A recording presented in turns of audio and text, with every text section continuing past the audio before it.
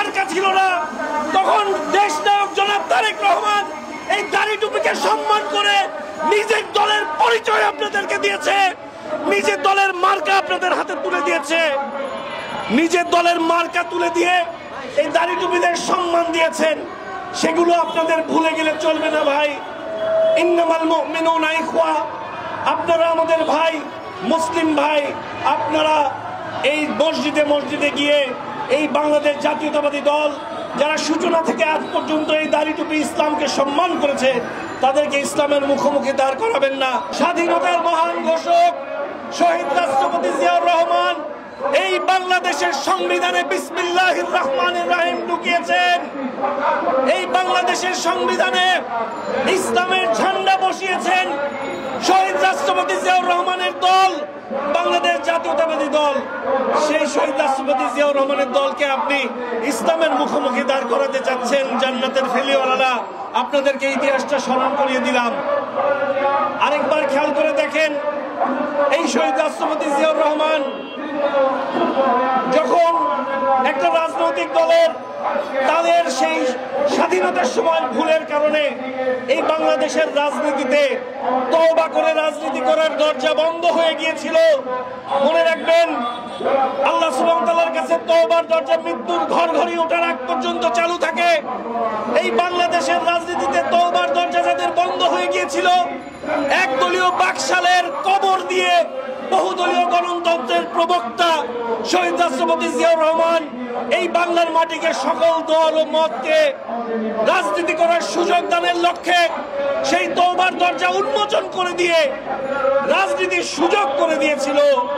তওবা করার নসিব হয়তো তাদের হয় নাই, কিন্তু রাজনীতির সুযোগ করে দেওয়া হয়েছে। তাদেরকে আপনি ইসলামের বিপক্ষে দাঁড় করাচ্ছেন, বড়ই পরিতাপের বিষয়। আপনাদেরকে এই দেশে রাজনীতি করার সুযোগ করে দিয়েছে, পরবর্তীতে দেখেন সূচনার বাংলাদেশ রাষ্ট্রপতি জিয়াউর রহমান আপনাদেরকে তওবার দরজা খুলে দিয়েছেন, রাজনীতি করার সুযোগ দিয়েছেন। এতদিনের বাংলাদেশ আপসহীন মজলুম জননেত্রী দেশনেত্রী বেগম খালেদা জিয়া এই দাড়ি টুপিকে সম্মান করে জাতীয় পতাকা আপনাদের হাতে তুলে দিয়েছেন। এই ইসলামের ধারক বাহকদেরকে সম্মান করে জাতীয় পতাকা আপনাদের হাতে তুলে দিয়ে মন্ত্রিত্বে বসিয়েছেন। আপনারা এই বিএনপিকে ইসলামের মুখোমুখি দাঁড় করাতে চান, লজ্জা থাকা দরকার। আগামীর বাংলাদেশ দেশ নায়ক জনাব তারেক রহমান, আগামী দিনের রাষ্ট্রনায়ক মজলুম জননেতা জনাব তারেক রহমান সেই 2018 সালে যখন দলের সিদ্ধান্ত সুদূর যুক্তরাজ্য থেকে বসে স্কাইপের মাধ্যমে নিচ্ছিলেন, বাবা আপনাদেরকে তওবা করে রাজনীতির সুযোগ করেছেন, মা আপনাদেরকে দাড়ি টুপিকে সম্মান করে জাতীয় পতাকা হাতে দিয়েছেন।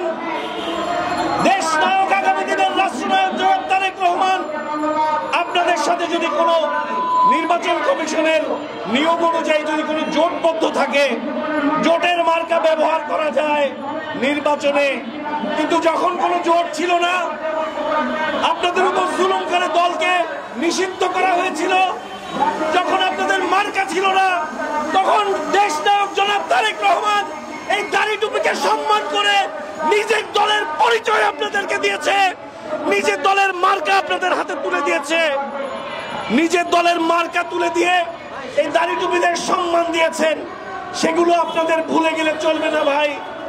ইন্নামাল মুমিনুনা ইখওয়া, আপনারা আমাদের ভাই, মুসলিম ভাই। আপনারা এই মসজিদে মসজিদে গিয়ে এই বাংলাদেশ জাতীয়তাবাদী দল যারা সূচনা থেকে আজ পর্যন্ত এই দাড়ি টুপি ইসলামকে সম্মান করেছে, তাদেরকে ইসলামের মুখোমুখি দাঁড় করাবেন না, তাহলে শুধু শুধু হানাহানি বাড়বে। এজন্যই বলছি, আগামী দিনে আমাদেরকে অবশ্যই এই বাংলাদেশের পক্ষে হয়ে কাজ করতে হবে। আমাদের মতে পার্থক্য থাকতে পারে, নতুন যে রাজনৈতিক দল হয়েছে তাদের শুভেচ্ছা নিয়ে শুধু একটা কথা শেষ করে বলে যাই ভাই, মনে রাখবেন প্রতিবেশী দেশের বাইরে আমাদের বন্ধু রাষ্ট্র আছে, কোন প্রভু রাষ্ট্র নাই। সূচনার বাংলাদেশ জিয়াউর রহমান, এতদিনের বাংলাদেশ বেগম খালেদা জিয়া, আগামীর বাংলাদেশ জনাব তারেক রহমান বারবার বলেছেন বিদেশে আমাদের বন্ধু আছে, কোন প্রভু নাই। তাই আপনাদেরকে বলতে চাই, আপনারা আপনাদের অবস্থান স্পষ্ট করুন। আমি আপনাদের সাধুবাদ দিই, আপনারা বলেছেন এই দেশে কোনো ভারতপন্থী হবে না, কোনো পাকিস্তানপন্থী রাজনীতি হবে না।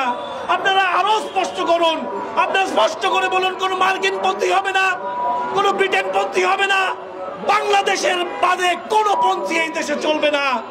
এই জন্যই জনাব তারেক রহমান বলেছেন সবার আগে বাংলাদেশ। সবাইকে ধন্যবাদ। আসসালামু আলাইকুম ওয়া রাহমাতুল্লাহি ওয়া বারাকাতুহু।